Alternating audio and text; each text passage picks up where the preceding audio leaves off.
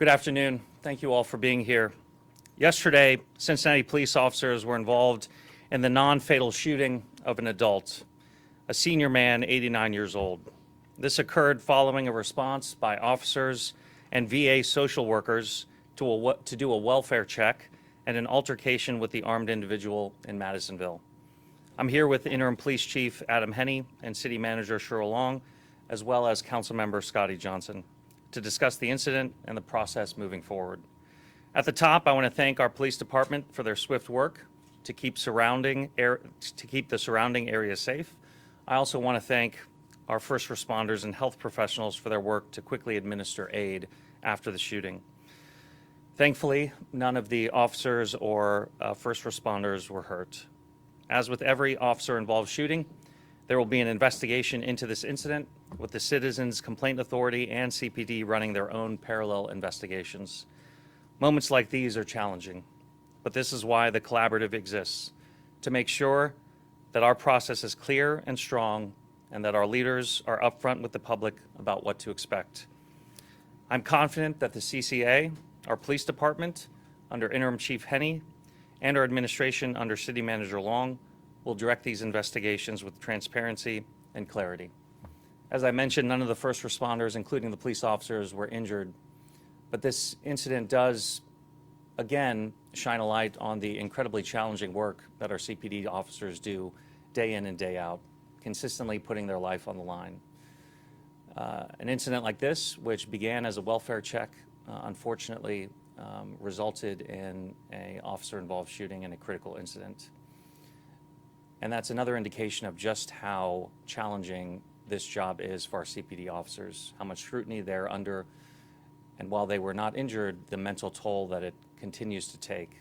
I'm so grateful for the training, for the quick response by the officers to handle the situation and continue to maintain safety for the surrounding areas. And I'm grateful, as always, for their continued public service. I'll now invite City Manager Long to speak.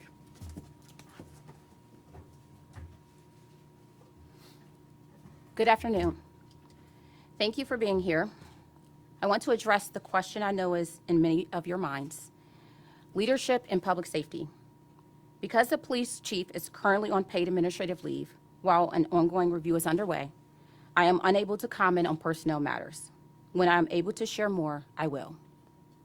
What we're here to discuss and ensure our public is the safety of our residents and our officers is always a top priority.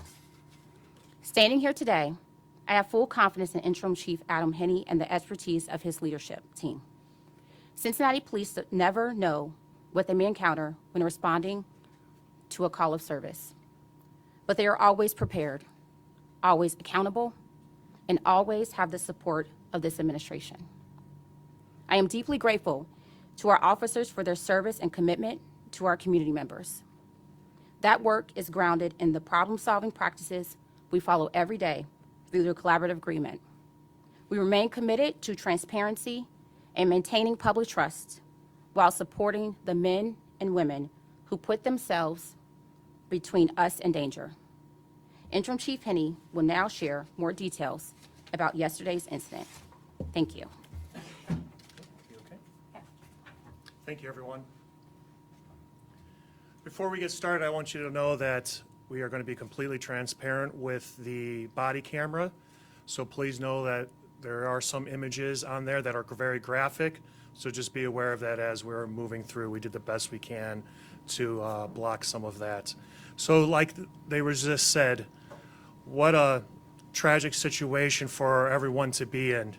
These officers in one moment were here to help on a welfare check, and then on a blink of an eye had to defend their lives. And I just hope we are compassionate with everyone that's involved in this, not only the family but the officers, because this is something that is going to affect everyone for quite a long time. So as you can see here, I want to bring up, this is in Madisonville at 6574 Haley Avenue. Over on the left there is Bramble Park, just to kind of give you a reference of that space. So what occurred here was around 12:45 p.m., VA home care nurse responded to the area. Understand that this VA nurse checks on this individual quarterly and always ensures that the day before this person is aware that they're coming. And typically when that happens, the front door is open, the gentleman's waiting for her to show up and gets the services that he needs. For some reason today, the house was secured, and she sat for about an hour knocking on the doors and making phone calls to try to get a hold of this person without any success. At this point, the VA practitioner got a hold of this individual's daughter who lives out of town and says, hey, we had this appointment. He has not answered his door. And at that point, the daughter asked if we can do a welfare check on her father. And this is when the police were notified. The police show up close to about 2 o'clock. The officers attempt to make notifications at the front and the back door and did not get any response. You will see in some of the body camera footage that officers are trying to look through the windows, trying to see if they see any type of movement or any distress in the area, which they did not. In about 10 minutes or so, the officers decided that we should do a welfare check inside. And that's when we got a hold of the fire department. The fire department is the ones that typically will breach a door for us so we can check in on someone. The fire department shows up, and at that point decided to make forced entry in the back door. Now when you see this body camera footage, this is the back door to the porch right here. This is after the fire department breaches the door for the police. The fire department are out of the way. There's 2 officers here right now, and they are just stepping into the house, making notifications, saying that it's the police. You know, are you okay? Down here is a basement, and then there's a few steps that lead up here to a door, which you will see is secured, and goes to the kitchen area.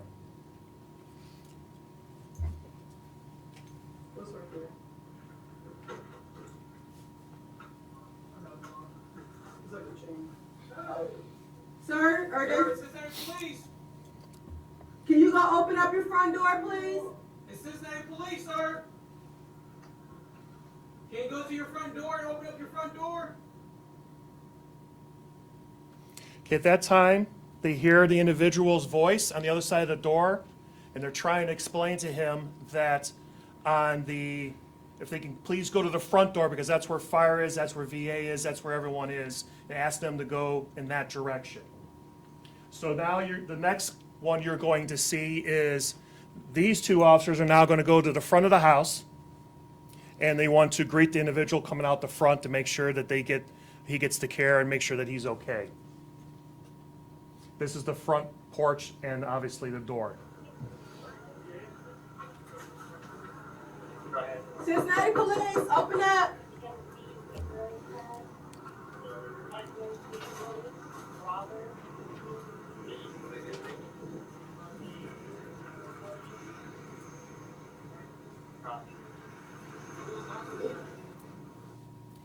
Okay, no contact was made at the front door. The 2 officers then decide, well, let's go to the back, try to recontact that individual and see, what is going on here, if he's going to come out the back or the front. Now, when we move on to this now, please note that this is that door that they initially went in, and the door that was closed is right on that angle up a few stairs. Also notice that the porch is completely enclosed, and this is the only way up onto that area, or the only way to exit that area. So this is the officers now returning to try to make contact with the individual. How you doing, sir? It's Cincinnati. Can you not? Okay, he got a gun, y'all. Hold on. Sir, can you put your firearm away? It's the Cincinnati Police. Can you see him? I can't see him no more. He out of sight.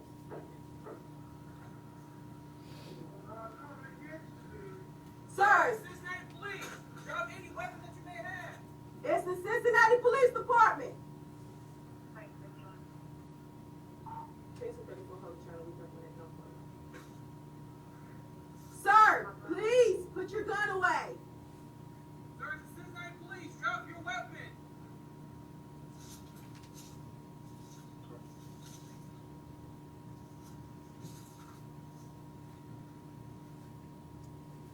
Okay, at this time, the officers are trying to get this person, obviously, to put the weapon down. No one can really see him right now. And like I was saying, in this area here, this officer's kind of stuck on this side. You know, she does not want to be able to go in front of that door because that would be in a line of fire if someone was to shoot at her. So we have the officer here, and we have two officers that are on the other side of the corner of the house. And it's about 15 times from what you were just hearing to the next one that they're telling him that they are the Cincinnati Police and to drop the firearm. This is where it's going to be graphic, so just please be advised of that. What you are going to see is the individual is going to step out of his house, and with this door that opens outward, the individual is going to face this officer here, halfway behind the door, and the individual is going to have the firearm pointing in the air next to his head like this.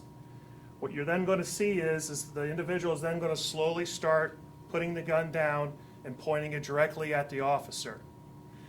And I can tell you, just doing this job, that you know that we ask, tell, and demand. What I think you're going to hear in this next segment is there was also a begging. This officer was begging this person to drop this firearm. And then at one moment tells the officers they need to get out of the way because she was fearing for her life and had to use deadly force. So please understand that this is going to be graphic.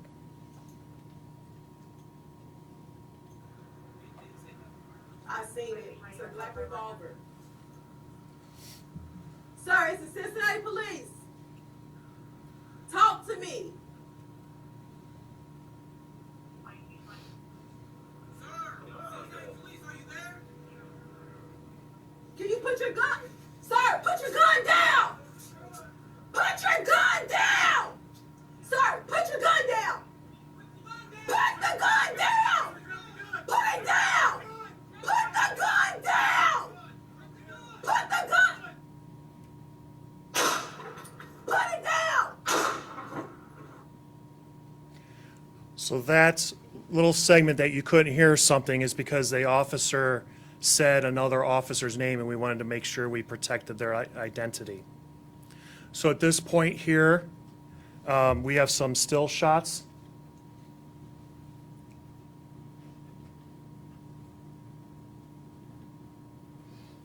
And as you can see, the firearm is pointed directly at this officer. This was the .32 that he had in his hand. It was loaded.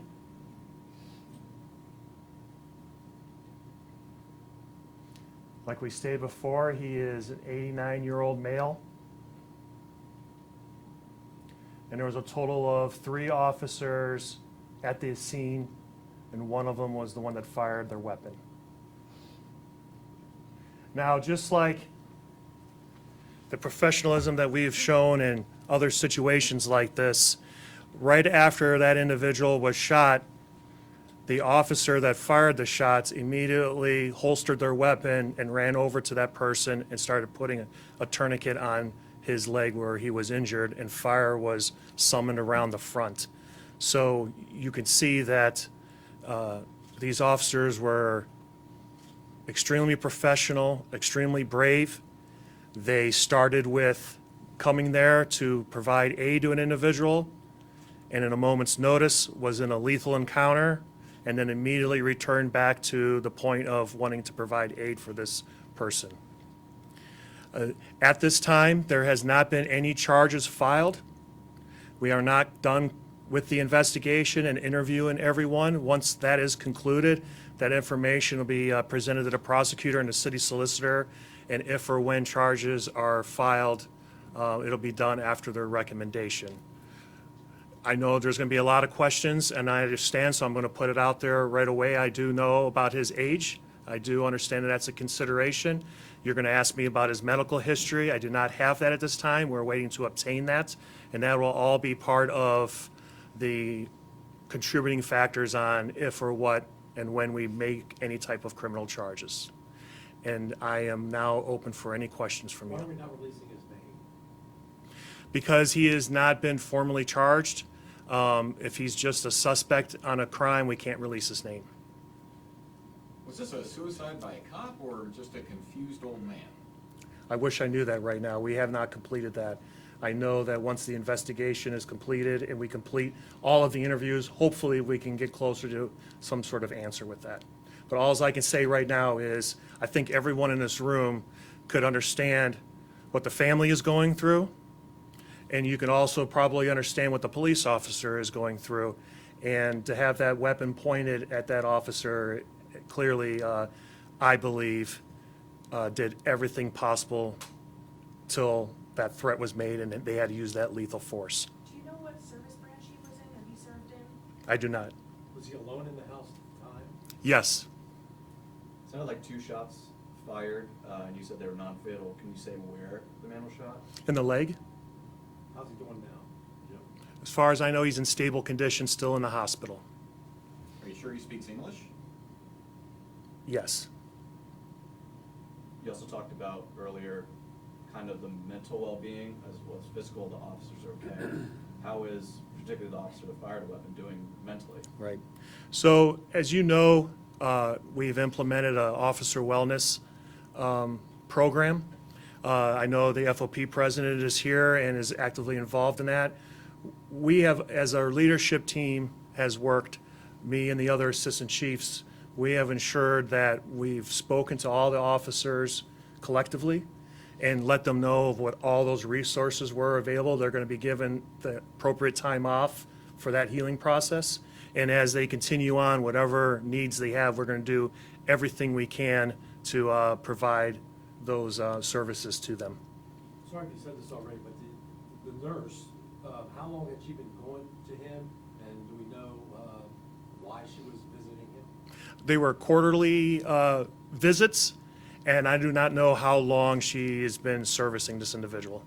Can we just talk a little bit about the officer's training? Not only was she in this stressful situation with a gun pointed at her, but she also was worried about her fellow officer that was on the other side of him. Was their positioning part of their training? Can you go into that?